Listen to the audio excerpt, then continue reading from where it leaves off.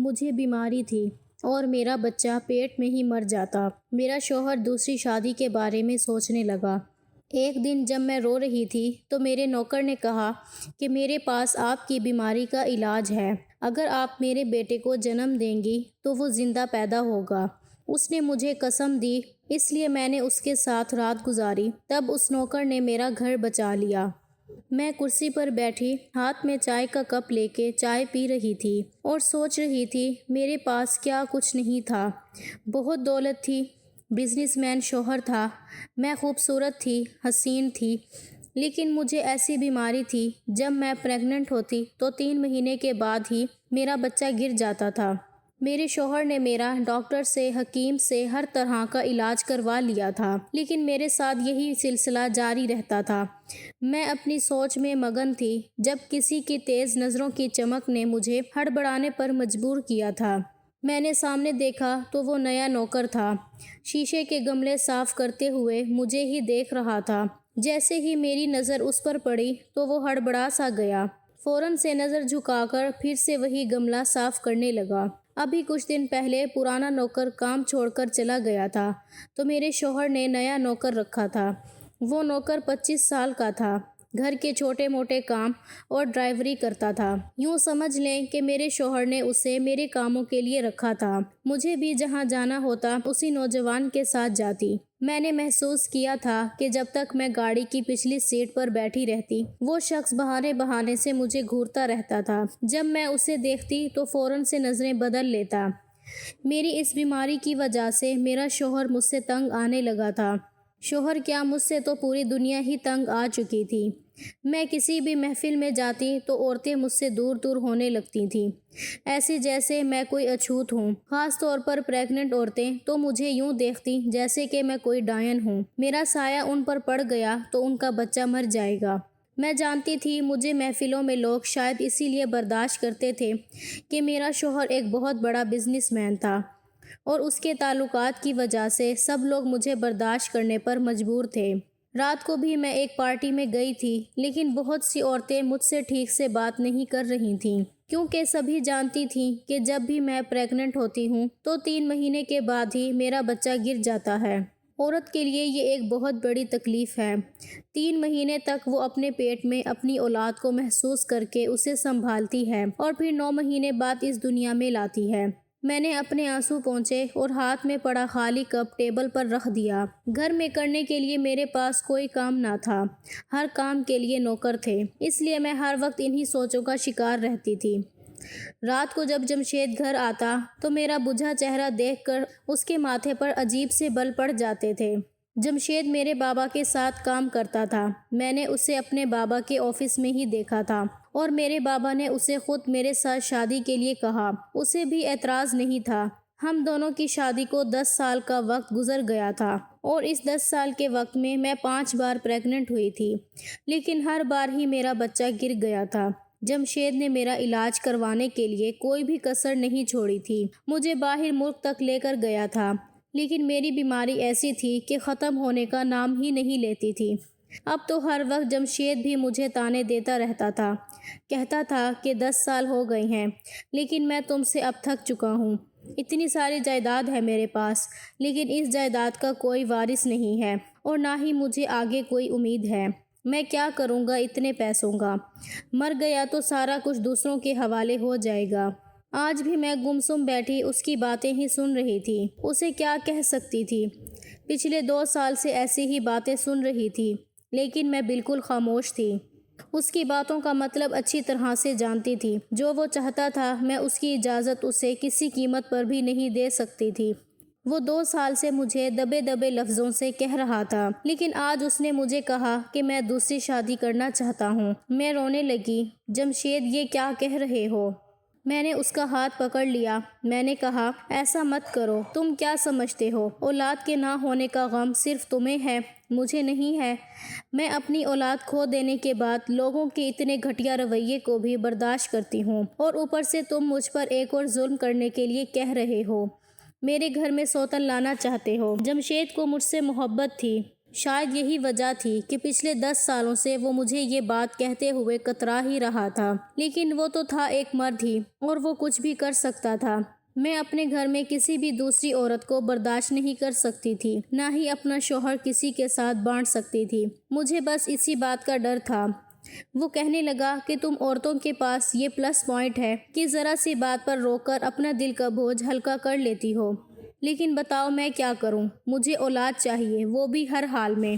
میں نے اگر اور سال برباد کر دیے تو اور مشکل ہو جائے گی۔ میں نے کہا، جمشید تم نے جیسا چاہا میرا علاج کروایا، ابھی جو چاہے کر لو، میں نے کبھی انکار تو نہیں کیا، لیکن مجھے اس تکلیف میں مت ڈالو۔ اس بار انہوں نے اپنا ہاتھ میرے دونوں ہاتھوں سے کھینچا اور اٹھ کر باہر چلے گئے۔ میں بری طرح رات بھر روتی رہی۔ صبح میری آنکھیں بہت زیادہ سوجی ہوئی تھیں۔ جمشید میرے اٹھنے سے پہلے ہی جا چکے تھے۔ میں کمرے میں تھی تو نوکرانی مجھے ناشتے کا پوچھنے لگی۔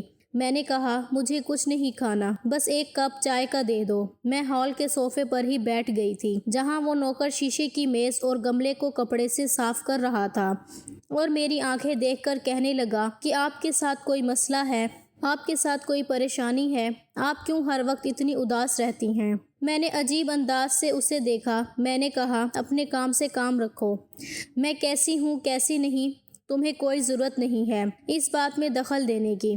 اس نے اپنے کندھے اچکائے اور گہری سانس لی، دوبارہ سے گملہ صاف کرنے لگا۔ نوکرانی نے میرے سامنے چائے رکھ دی اور چلی گئی۔ میں نے چائے کا کپ پکڑا اور پینے لگی۔ وہ کہنے لگا، مرضی ہے جی آپ کی، لیکن اگر کسی سے اپنا غم شیئر کریں گی تو ہو سکتا ہے آپ کی پریشانی دور ہو جائے۔ اس کی بات نے مجھے چونکا کر رکھ دیا تھا۔ مجھے حیرت اس بات کی ہوئی تھی کہ وہ کیسے جانتا تھا کہ مجھے کیا پریشانی ہے۔ اسے تو ابھی آئے ہوئے 1 مہینہ ہی ہوا تھا۔ پھر میرے دماغ میں آیا کہ گھر میں اتنے سارے نوکر نوکرانیاں ہیں، کسی نے بھی بتا دیا ہوگا۔ دوسرا خیال میرے دماغ میں یہ آیا کہ ہو سکتا ہے یہ کسی پیر فقیر کو ہی جانتا ہو جو میری اس پریشانی کو حل کر دے۔ میں نے کہا کہ ادھر آؤ ذرا، میری بات سنو۔ میرا یہ کہنا تھا کہ شاید وہ پہلے سے اس بات کے انتظار میں تھا۔ فوراً سے صفائی والا کپڑا اس نے ایک طرف رکھا اور میرے پاس زمین پر آ کر بیٹھ گیا۔ میں نے کہا، تمہیں کیسے پتا کہ مجھے کیا پریشانی ہے اور میں کیوں اداس اور پریشان رہتی ہوں؟ میری بات سن کر وہ کہنے لگا، پتہ چل جاتا ہے، مجھے بڑا دکھ ہوتا ہے آپ کے بارے میں یہ سب سن کر۔ مجھے یہ بات آپ کی نوکرانی نے بتائی تھی۔ میں نے کہا، تمہارے پاس اس پریشانی کا کیا حل ہے؟ میری بات پر اس نے نظریں جھکا لی تھیں۔ کہنے لگا، پریشانی کا حل تو ہے، لیکن چھوڑو، آپ یہ کام نہیں کر سکتی۔ میں نے کہا، ایسا بھی کیا کام ہے جو میں نہیں کر سکتی؟ تم مجھے بتاؤ۔ میری بات سن کر وہ اٹھ کر کھڑا ہو گیا۔ کہنے لگا، میڈم، مجھے پتا ہے وہ کام آپ نہیں کر سکتی۔ یہ کہہ کر وہ چلا گیا اور میں اسے حیرت سے دیکھتی رہ گئی کہ بھلا ایسا بھی کیا کام ہے جو میں نہیں کر سکتی۔ میں نے مشکل سے مشکل علاج کروائے تھے، ڈاکٹر یا حکیم یا پھر کوئی پیر فقیر کسی کو نہیں چھوڑا تھا۔ حالانکہ میں پڑھی لکھی تھی، لیکن پھر بھی پیروں فقیروں پر یقین کیا تھا۔ مجھے جس نے جیسا کہا میں وہ سب کرتی، لیکن کچھ نہیں ہوتا تھا۔ انسان امید پر ہی زندہ رہتا ہے۔ جب اسے نیا راستہ نظر آتا ہے تو ایک امید اسے مل جاتی ہے کہ شاید ہماری پریشانی دور ہو جائے۔ مجھے بھی ایک امید سی مل گئی تھی۔ میں سوچ چکی تھی کہ وہ نوکر مجھے جس علاج کے بارے میں بتانا چاہتا ہے میں وہ ضرور کروں گی۔ اب پریشانی یہ بھی تھی کہ جمشید مجھے دوسری شادی کا خود سے کہہ چکے تھے۔ مجھے ہر قیمت پر اولاد چاہیے تھی، چاہے مجھے کوئی راستہ اپنانا پڑے۔ میں اپنے شوہر کو چھوڑ نہیں سکتی تھی، نہ ہی کسی دوسری عورت کے ساتھ برداشت کر سکتی تھی۔ اگلے دن میں جب شاپنگ کے لیے گھر سے نکلی تو اسی نوجوان ڈرائیور کے ساتھ باہر گئی تھی۔ گاڑی میں بیٹھتے ہی ادھر ادھر کی باتوں کے بعد میں نے اس سے کہا کہ وہ مجھے بتائے کہ وہ کیا علاج ہے، میں ہر حال میں وہ علاج کروانا چاہتی ہوں۔ کہنے لگا، میڈم، میں نے آپ سے کہا تو ہے، یہ آپ کے بس سے باہر ہے، عورت ہر کام نہیں کر سکتی۔ میں نے کہا، جو علاج تم بتا رہے ہو اس سے مجھے اولاد ہو سکتی ہے؟ وہ کہنے لگا، ہاں بالکل ہو سکتی ہے، اور اس بات پر تو میں شرط لگا سکتا ہوں۔ جتنے بھروسے سے مجھے وہ یہ باتیں کر رہا تھا، مجھے اس کی باتوں پر یقین سا ہونے لگا تھا۔ میں نے کہا، کیا کوئی بابا ہے جو اس چیز کا علاج کرتا ہے، یا کوئی ڈاکٹر یا کوئی حکیم؟ میری بات پر وہ ہنسنے لگا، کہنے لگا، نہیں، ان تینوں میں سے کوئی نہیں ہے، ان تینوں کے پاس تو آپ کہیں باہر جا چکی ہیں اور خالی ہاتھ ہی لوٹی ہیں۔ میں حیران تھی کہ ایسے علاج تو یہی 3 قسم کے لوگ کرتے ہیں۔ یہ مجھے کس بارے میں بتانے سے کترا رہا تھا۔ میں نے بار بار اس سے یہ بات پوچھی کہ وہ کیسا علاج ہے، مجھے بتاؤ، لیکن وہ میری بات ٹال جاتا۔ جتنا میں اسے ضد کرتی پوچھنے کے لیے، جاننے کے لیے کہ وہ کون سا علاج ہے جو میری اس بیماری کو ختم کر دے، اتنا ہی وہ آدمی مجھے بتانے کو تیار نہ تھا۔ اب تو میں دن رات بس یہی سوچتی رہتی کہ وہ مجھے کسی طرح سے علاج کے بارے میں بتائیں تاکہ میرا گھر بھی برباد ہونے سے بچ جائے۔ آج کل میں نے دیکھا تھا کہ جمشید مجھ سے بالکل بھی بات نہیں کر رہا تھا۔ گھر آتا تو لیپ ٹاپ لے کر بیٹھ جاتا اور اس کے بعد موبائل پر کبھی اپنے دوستوں سے بات کرتا رہتا تو کبھی چیٹ کرتا رہتا۔ اگر میں اس سے کوئی بات شروع بھی کرتی تو وہ منہ بناتے ہوئے کمرے سے باہر نکل جاتا، لیکن اس کے بعد جو میں نے دیکھا، میرے پیروں کے نیچے سے زمین ہی نکل گئی۔ آج بھی میں اس ڈرائیور کے ساتھ ایک شاپنگ مال پر گئی تھی جہاں میں نے جمشید کو ایک خوبصورت سی لڑکی کے ساتھ بیٹھے دیکھا تھا۔ وہ اس لڑکی کو شاپنگ کروا رہا تھا۔ اسے دیکھ کر تو میرے جیسے ہوش اڑ گئے تھے۔ یہ جمشید کی وہی سیکرٹری تھی۔ وہ نوکر بھی میرے ساتھ تھا، میرے چہرے کی اڑی ہوئی رنگت دیکھ رہا تھا۔ جمشید اور وہ لڑکی کچھ قدم کے فاصلے پر میرے سامنے ایک شاپ کے اندر کھڑے ہنس رہے تھے، باتیں کر رہے تھے۔ وہ لڑکی اپنے لیے کپڑے پسند کر رہی تھی اور جمشید سے پوچھ رہی تھی کہ وہ کون سے کپڑے لے، اور مجھے لگا کہ جیسے میں کھڑی کھڑی پاگل ہو چکی ہوں۔ میرے اندر سے کوئی چیز چھن سی گئی، لیکن وہ میرا شوہر تھا۔ پھر میں نے اس سے محبت بھی بہت زیادہ کی تھی۔ اس کے ساتھ میں کسی بھی لڑکی کو برداشت نہیں کر سکتی تھی۔ مجھے یاد ہے جب میری شادی ہوئی تھی تو شادی سے پہلے جمشید کی یہی پرسنل سیکرٹری تھی، لیکن میں نے آتے ہی اس لڑکی کی چھٹی کروا دی تھی۔ میں نے کہا تھا، جمشید، تم اپنا سیکرٹری کسی میل کو رکھو، میں تمہارے ساتھ کسی بھی فیمیل کو برداشت نہیں کر سکتی تھی۔ اس وقت تو جمشید نے میری بات مان لی تھی، لیکن اس لڑکی کے ساتھ دیکھ کر میرے ہوش اڑ گئے تھے، دل میں خیالات سے اٹھنے لگے تھے۔ میں نے اپنا شاپنگ بیگ وہیں پھینکا اور تیز قدموں سے چلتی ہوئی جمشید اور اس لڑکی کے سامنے کھڑی ہو گئی۔ مجھے دیکھ کر وہ دونوں ہی چونکے تھے۔ میں نے کہا، جمشید، یہ کون ہے؟ میرا لہجہ بہت ہی زیادہ غصے بھرا تھا۔ جمشید نے کہا، ابھی تم گھر جاؤ، میں گھر آ کر بات کروں گا۔ میں نے اسے کہا، نہیں، مجھے ابھی بتاؤ یہ کون ہے؟ تم کیسے کسی لڑکی کے ساتھ بازاروں میں گھوم پھر سکتے ہو؟ تم میرے شوہر ہو، میرے لیے تو تمہارے پاس وقت نہیں ہوتا۔ جب بھی میں تمہیں اپنے ساتھ شاپنگ کے لیے کہتی ہوں تو تم مجھے منع کر دیتے ہو کہ تم بیزی ہو، اور اس لڑکی کے ساتھ گھومنے پھرنے کے لیے تمہارے پاس ٹائم ہے۔ میرا غصہ 7ویں آسمان پر تھا، میرا لہجہ بھی تیز ہونے لگا۔ بہت سے آتے جاتے لوگ مجھے اور جمشید کو دیکھ رہے تھے۔ جمشید نے جب چاروں طرف دیکھا تو مجھے غصے سے گھورنے لگا۔ مجھے کہنے لگا کہ بازار میں تماشا مت لگاؤ اور گھر جاؤ۔ میں نے کہا، کیوں میں گھر جاؤں؟ یہ کون ہے تمہارے ساتھ؟ تم اسے نوکری سے نکال چکے تھے۔ پھر اس لڑکی کو غصے سے کہا کہ نکلو تم یہاں سے، اور اگر دوبارہ تم جمشید کے ساتھ نظر آئی تو میں تمہارا گلا دبا کر تمہیں جان سے مار ڈالوں گی۔ مجھے نہ تو اپنے غصے کی پرواہ تھی، نہ اس بات کا ہوش تھا کہ میں اس وقت ایسی جگہ پر کھڑی ہوں جہاں لوگ مجھے دیکھ رہے ہیں۔ مجھے تو بس وہ لڑکی جمشید کے ساتھ کھڑی ہوئی برداشت نہیں ہو رہی تھی۔ میری بات سن کر وہ لڑکی فوراً سے وہاں سے چلی گئی۔ اس کے بعد جمشید نے مجھے بازو سے پکڑا اور مجھے مال سے باہر لے آیا۔ وہ نوجوان لڑکا بھی ہمارے پیچھے پیچھے آنے لگا۔ جمشید نے مجھے گاڑی کا پچھلا دروازہ کھول کر اندر کی طرف دھکیلا تھا اور خود ہی میرے برابر میں بیٹھ گیا اور اس لڑکے سے کہنے لگا، گاڑی چلاؤ۔ وہ چپ چاپ گاڑی چلانے لگا۔ میں رونے لگی۔ میں نے کہا کہ جمشید، میں تمہیں کسی قیمت پر دوسری شادی نہیں کرنے دوں گی۔ جمشید مجھے زہر نظروں سے دیکھ رہا تھا اور غصے سے کہنے لگا کہ تم نے پہلے ہی میرا شاپنگ مال میں بہت تماشا بنا دیا ہے، گاڑی میں چپ چاپ بیٹھی رہو، ورنہ یہ نہ ہو کہ میرا تم پر ہاتھ اٹھ جائے۔ جمشید کا یہ کہنا تھا کہ گاڑی کو ایک دم بریک لگی تھی۔ جھٹکے سے گاڑی روکنے کی وجہ سے میں اور جمشید آگے کی طرف جھکے تھے۔ جمشید اس لڑکے سے کہنے لگا، کیا تم پاگل ہو گئے ہو؟ گاڑی کیوں روکی ہے تم نے؟ وہ پیچھے پلٹ کر دیکھنے لگا، کہنے لگا، صاحب جی، عورت سے اس لہجے میں بات نہیں کرتے، میڈم پریشان ہیں، آپ انہیں آرام سے بھی سمجھا سکتے ہیں۔ میں یہ نہیں سمجھ پا رہی تھی کہ اس نے جمشید سے ایسا کیوں کہا۔ یہ میرا اور جمشید کا معاملہ تھا، وہ کون ہوتا ہے یہ سب کہنے والا؟ یہی حال جمشید کا بھی تھا۔ اسے پہلے ہی مجھ پر غصہ تھا اور نوکر سے کہنے لگا، اپنی اوقات مت بھولو، تم مجھے سکھاؤ گے کہ مجھے اپنی بیوی سے کیسے بات کرنی ہے۔ اپنے کام سے کام رکھو اور گاڑی چلاؤ۔ وہ لڑکا بھی کافی غصے میں تھا۔ اس نے بڑی تیز سپیڈ میں گاڑی چلائی تھی۔ جیسے ہی ہم بنگلے کے اندر داخل ہوئے، جمشید مجھے کمرے میں لے گئے۔ کہنے لگے، کیا چاہتی ہو تم؟ اگر تم نے ایسا ہی تماشا لگائے رکھا تو میں سچ مچ شادی کر کے کسی لڑکی کو یہاں لے آؤں گا۔ میں نے کہا کہ مت بھولو کہ جس جائیداد پر تم اتنا اکڑ رہے ہو، یہ سب میری ہے، یہ بزنس میرا ہے، یہ بنگلہ بھی میرا ہے۔ آج تک میں نے جمشید سے یہ بات نہیں جتائی تھی، لیکن اب جتا رہی تھی۔ میں نے کہا، تم شاید بھول چکے ہو کہ تم میرے بابا کے ساتھ کام کرتے تھے۔ میرے منہ سے یہ سب سن کر وہ کہنے لگا کہ بڑا غرور ہے تمہیں اپنے پیسے پر، اس گھر پر۔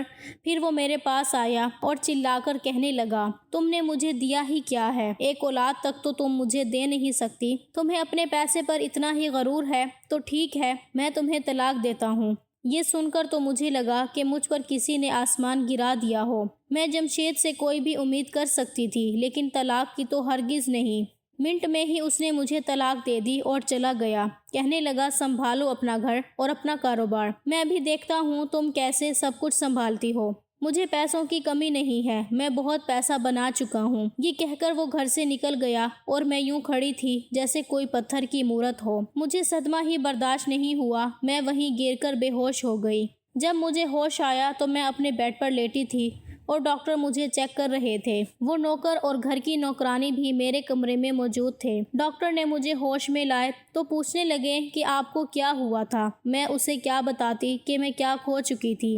میں نے کوئی جواب نہیں دیا۔ ڈاکٹر کچھ دوائی لکھ کر کہنے لگے کہ یہ دوائی منگوا لو، آپ ٹھیک ہو جائیں گی۔ ڈاکٹر گھر سے جا چکے تھے۔ اس لڑکے نے اس گھر کی نوکرانی سے کہا کہ میڈم کے لیے فریش جوس لے کر آؤ۔ وہ نوکرانی بھی کمرے سے باہر نکل گئی۔ وہ لڑکا چلتا ہوا میرے پاس آ گیا۔ کہنے لگا، مجھے پتا ہے آپ بہت بڑے صدمے سے گزر رہی ہیں۔ یہ بات سن کر میں نے حیرت سے اس کی طرف دیکھا تھا۔ وہ کیسے جانتا تھا؟ کیونکہ جو باتیں جمشید نے مجھے کہی تھیں وہ کمرے میں کہی تھیں۔ میں نے کہا کہ تم یہ سب کیسے جانتے ہو؟ میرا لہجہ بالکل ٹوٹا ہوا سا تھا۔ کہنے لگا کہ مجھے آپ کی فکر تھی، اس لیے میں لاؤنج میں آ گیا تھا اور آپ کے کمرے کے پاس کھڑا ہو گیا تھا، کیونکہ صاحب جی بھی غصے میں تھے اور آپ بھی۔ مجھے ڈر تھا کہ صاحب جی کہیں آپ پر ہاتھ نہ اٹھائیں، اس لیے آپ کے بیچ ہونے والی باتیں میں سن چکا تھا۔ میں رونے لگی۔ میں نے کہا، اگر میری اولاد ہوتی تو جمشید مجھے کبھی نہ چھوڑتا۔ وہ کہنے لگا کہ اگر آپ علاج کرائیں تو آپ کو اولاد ہو سکتی ہے۔ میں نے کہا کہ اب میں کیا کروں گی، کیسے علاج کرواؤں گی اور کس کے لیے؟ جمشید نے تو مجھے طلاق دے دی ہے۔ وہ کہنے لگا کہ آپ مجھ سے شادی کر لیں، آپ کو آپ کے ہر سوال کا جواب مل جائے گا اور اولاد بھی ہوگی۔ اس کی بات سن کر میں سوچ میں پڑ گئی تھی کہ پہلے جب میں نے اسے علاج کا کہا تو وہ انکار کرتا رہا۔ جیسے ہی جمشید نے مجھے طلاق دی تو وہ کہنے لگا کہ اگر میں اس سے شادی کر لوں تو مجھے اولاد بھی ہو جائے گی۔ میرا سر اس کی بات سن کر چکرانے لگا تھا۔ میں نے ابھی اسے کمرے سے باہر بھیج دیا، لیکن پورا وقت میں نے یہی سوچ کر گزارا تھا کہ ایک بار اس کی بات مان لینے میں کوئی حرج نہیں ہے۔ غصے میں آ کر جمشید نے مجھے طلاق تو دے دی ہے، اگر میں اس لڑکے کے ساتھ شادی کر لوں اور مجھے سچ میں اولاد ہو جائے تو میں اس سے طلاق لے لوں گی اور دوبارہ جمشید سے شادی کر لوں گی۔ وہ بھی مجھے اپنا لیں گے، کیونکہ انہیں مجھ سے اولاد ہی چاہیے تھی، وہ مجھے مل جائے گی۔ میں نے اس نوکر سے کہا کہ مجھے اس سے شادی کرنے میں کوئی دقت نہیں ہے۔ یہ سن کر وہ خوش ہو گیا۔ عدت کے بعد ہی میری شادی اس نوکر سے ہو گئی تھی جس کا نام زبیر تھا، اور آج پہلی بار میں نے اس کا نام جانا تھا۔ میں بہت زیادہ تیار نہیں ہوئی تھی، کیونکہ یہ میری کوئی دلی خواہش تو نہیں تھی، ایک مجبوری کی شادی تھی۔ رات کو وہ میرے کمرے میں آیا تو میرا دل تیزی سے دھڑکنے لگا، محبت سے نہیں بلکہ ڈر سے۔ ایک عورت کے لیے بہت مشکل ہوتا ہے اپنی زندگی میں کسی دوسرے آدمی کو شامل کرنا۔ میں بھی ایسے ہی پریشانی سے گزر رہی تھی، بس وہ اپنا حق مجھ سے وصول کر چکا تھا۔ حیرت مجھے اس وقت ہوئی جب 1 مہینے بعد ہی میں پریگننٹ ہو گئی، لیکن پھر مجھے وہی ڈر لگ رہا تھا کہ کہیں 3 مہینے بعد پھر سے میرا بچہ گر نہ جائے، لیکن اس بار ایسا نہیں ہوا تھا۔ میں نے ایک بیٹی کو جنم دیا تھا، میں بہت خوش تھی، لیکن پھر سے وہی سوال میرے دماغ میں چلنے لگے تھے کہ آخر اس نے ایسا کیا کیا ہے کہ میں نے ایک زندہ بچی کو جنم دیا ہے۔ میں نے اس سے اس بات کا ذکر کیا تو وہ مسکرا کر کہنے لگا، آپ کو اولاد چاہیے تھی، وہ مل گئی ہے، کیوں پریشان ہو رہی ہو؟ پھر میں نے کہا کہ ایسا کرو، مجھے طلاق دے دو، میں تمہارے ساتھ نہیں رہنا چاہتی ہوں۔ یہ بات سن کر اس نے بڑے غصے سے مجھے دیکھا تھا۔ میں نے کہا، میں جمشید سے محبت کرتی ہوں، میں نے تم سے صرف اولاد کے لیے شادی کی تھی۔ میں دیکھنا چاہتی تھی کہ کیا واقعی تم سے شادی کرنے سے مجھے اولاد ہو جائے گی، میں ماں بن سکتی ہوں یا نہیں، اور میں ماں بن گئی ہوں، میں تمہارے ساتھ نہیں رہنا چاہتی۔ وہ کہنے لگا، جس دھوکے باز کے ساتھ آپ رہ رہی تھیں وہ خود ہی آپ سے اولاد نہیں چاہتا تھا۔ ہر 3 مہینے بعد وہ آپ کو ایک ایسی میڈیسن دیتا تھا جس سے آپ کا بچہ ختم ہو جائے۔ یہ سن کر میں حیرت سے اسے دیکھنے لگی۔ میں نے کہا، تم جھوٹ بول رہے ہو۔ کہنے لگا، میں سچ کہہ رہا ہوں، آپ کے شوہر نے آپ سے پیسوں کی لالچ میں شادی کی تھی، اس کے پاس پیسے نہیں تھے اور یہ ایک کامیاب بزنس مین بننا چاہتا تھا، لیکن آپ سے محبت نہیں کرتا تھا۔ محبت اس لڑکی سے کرتا تھا جس کو آپ نے مال میں اس کے ساتھ دیکھا تھا۔ آپ کے شوہر نے صرف آپ کے پیسے کا استعمال کیا ہے اور اس پیسے سے ٹھیک ٹھاک رقم اکٹھی کر لی ہے۔ آپ سے نہ تو انہیں اولاد چاہیے تھی اور نہ ہی آپ کا ساتھ چاہیے تھا۔ یہ کہہ کر اس نے مجھے فون تھما دیا جس میں جمشید فون پر اس لڑکی سے ساری باتیں کر رہا تھا۔ اب اس کے پاس اتنی دولت ہے کہ اسے نہ تو میری ضرورت ہے اور نہ ہی میری دولت کی۔ زبیر کہنے لگا کہ یہ سب باتیں میں اس وقت سن چکا تھا جب میں نے یہاں نوکری شروع کی تھی، اس لیے مجھے آپ سے ہمدردی ہونے لگی تھی۔ کب یہ ہمدردی پیار میں بدل گئی مجھے پتہ نہیں چلا۔ آپ بالکل ٹھیک ہیں، آپ کا شوہر ہی آپ کے ساتھ وفادار نہیں تھا۔ کیا ابھی آپ اس آدمی کے ساتھ رہنا چاہتی ہیں؟ وہ یہ کہہ کر کمرے سے باہر چلا گیا اور میں بھی زبیر سے پیار کرنے لگی تھی۔ اب میں اس کے ساتھ رہنے لگی تھی۔ ایسے انسان کے ساتھ رہنے کا کیا فائدہ جس کے ساتھ زبردستی کی جائے، جو آپ کے ساتھ رہنا ہی نہیں چاہتا ہو۔ تو دوستو، اگر آپ کو یہ کہانی پسند آئی ہے تو ویڈیو کو لائک کریں اور چینل کو سبسکرائب کریں۔